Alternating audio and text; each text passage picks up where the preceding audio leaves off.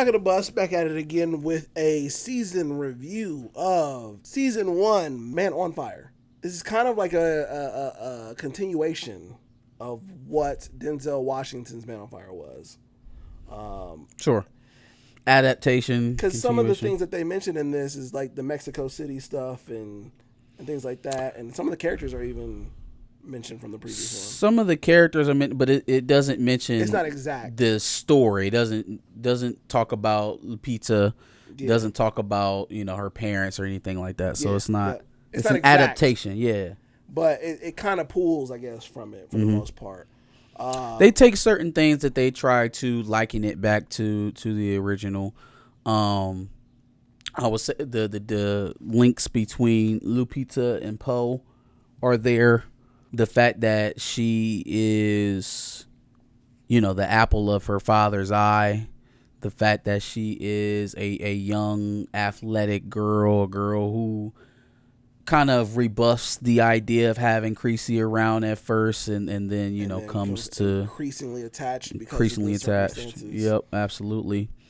But then also there's a lot of things in the difference between there being a movie and a TV show that get fleshed out, that are kind of added and add different dynamics to this iteration. It's not so much of a collaborative thing with Creasy in the movies, right? It's him. It's a little bit of John Voight, and that's it. Yeah. Right? He's a one-man army. In this one, he has to use resources a little bit more. He has people in his corner rooting for him and stuff like that. Mm-hmm. There's also this aspect of, in the Man on Fire movie, it was more so of one guy versus the bad guys in a criminal sense. Yeah. This one is more so of there's an organization of people. There's criminals, there's politicians, there's CIA. You know what I mean? There's different layers to this that complicate it. There's good criminals, there's bad criminals that are on the opposite side. No such thing. Oh well, I see what you're saying. Good criminals, good. Okay, yeah.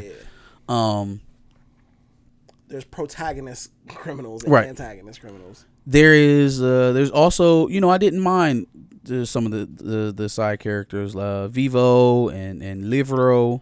Oh no, I hated Livro. Did you hate it? Oh, Livro was so annoying at times. I didn't mind it. I get the progression, but I just think at times it was like, for fuck's sake, Livro, get it together. Well, at first I thought he was going. Sometimes I thought he was going to get killed, and then there was a time that I thought he was going to turn op. I thought he was going to give him up. Yeah. But like I said, I enjoyed the progression a little bit. Mm-hmm. I particularly liked it with Vivo, the shooter, the sniper guy. That was a lot of progression. Yeah, I liked him, and I hope that he ends up in season 2, right? Because the thing for me that I was hoping wouldn't happen, that would have discredited the show to me, is if Poe ended up being able to fight. Like if he would have been training her, and now she's a shooter. They did the self-defense training. Season 2, if she starts getting into stuff like that, okay, that makes a little bit more sense. In the middle of them running and staying out, and you know what I'm saying, they got gangsters on their tail, they got CIA on their tail, they don't know who's on their back, they don't know what's safe. The idea that she would be able to legitimately help him in any real way in terms of shooting, fighting, little to none. Now, he would need a second gun, though, right? He wouldn't be able to do all of this by himself. So the fact that there was another guy in there that is capable, that was, willing to help, kind of levels the story out a bit. So I appreciated that. The self-defense, like them showing that, did actually end up meaning something. But right, it helps. But it was realistic. Right, exactly. It didn't lead to her becoming a fucking ninja out here. Same thing with Teresa Mendoza, the Queen of the South, the driver. Yeah. She was Queen of the South in another show. But no, she was as useful as she could be. And it wasn't something where like, all right, now they're soldiers too, and they're fighting just as Creasy. It wasn't like that. And that's when I was kind of worried about, when all of these extra characters start popping. I was like, oh my god, here we go. I'm not gonna lie to you. I thought the driver's daughter was about to start coming out and doing shit. I was like, I'm so glad that they like kind of just left her off. Left it. Yeah. If she would have started doing some shit, I would have been mad just like you. First of all, visuals absolutely beautiful. Took me back to Brazil. Yes, sir. Took me back to the honeymoon stage. Yes, sure. It was great. Also, I feel like there's a lot of runway here for a season 2 with Man on Fire. Right, like we could go basically anywhere.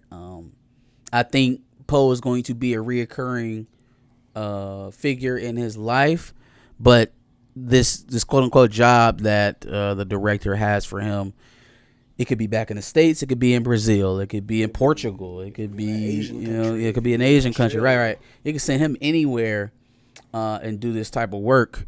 And then, I guess it could be kind of a cop by day, dad by night situation with Poe. The possibilities are endless in terms of what they could do with a season 2 of this. I think the difference between this show and a show like Cross is that this show is much more episodic. Yeah. Or it could be built to be much more episodic.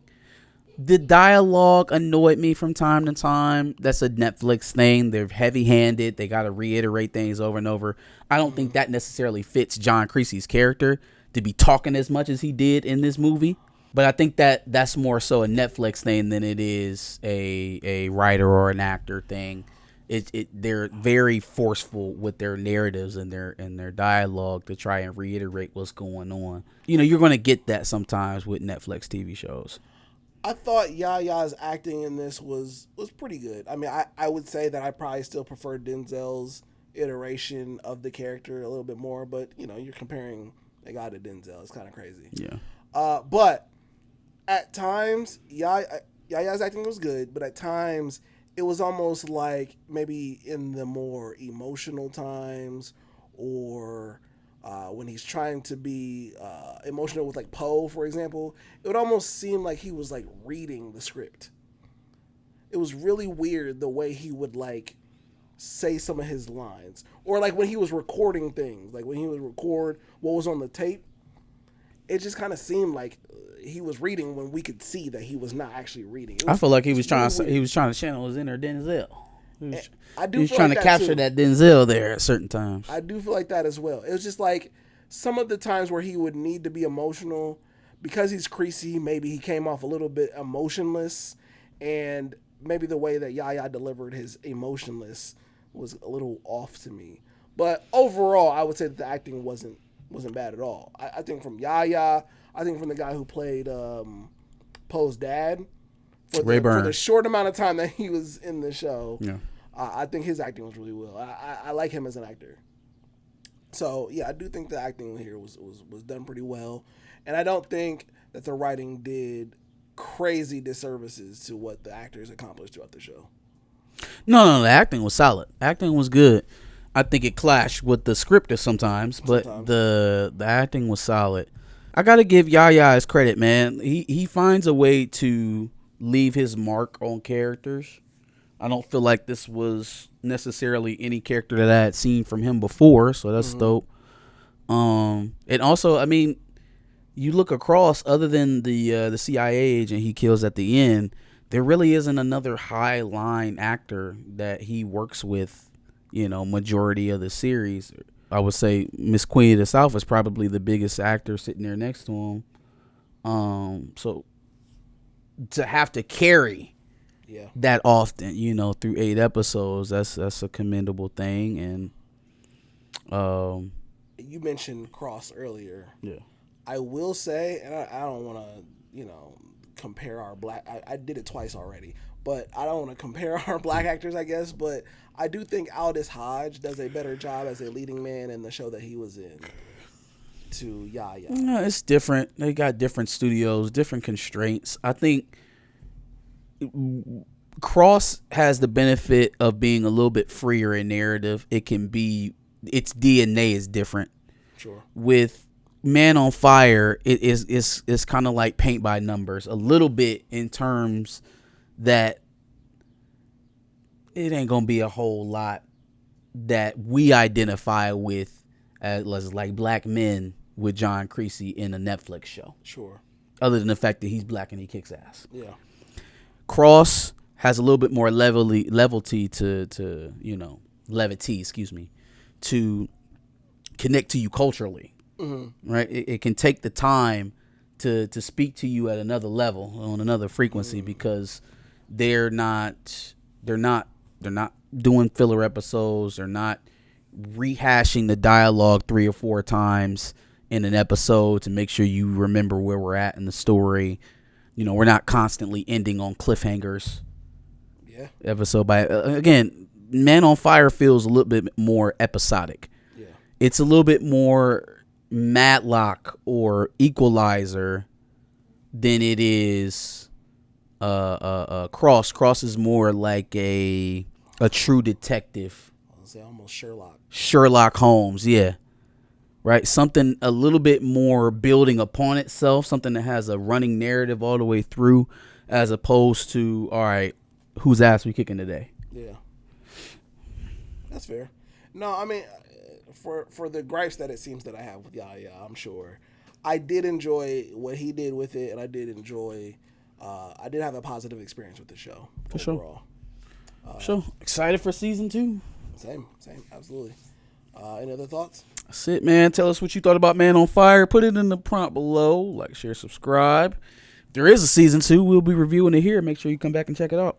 Absolutely, and make sure you check out some of our other reviews that we've done. I know we've done The Day of the Jackal, which is a pretty good one. So make sure you check out some more of the stuff that we have. And like you said, make sure you subscribe. We'll be back for more. Peace.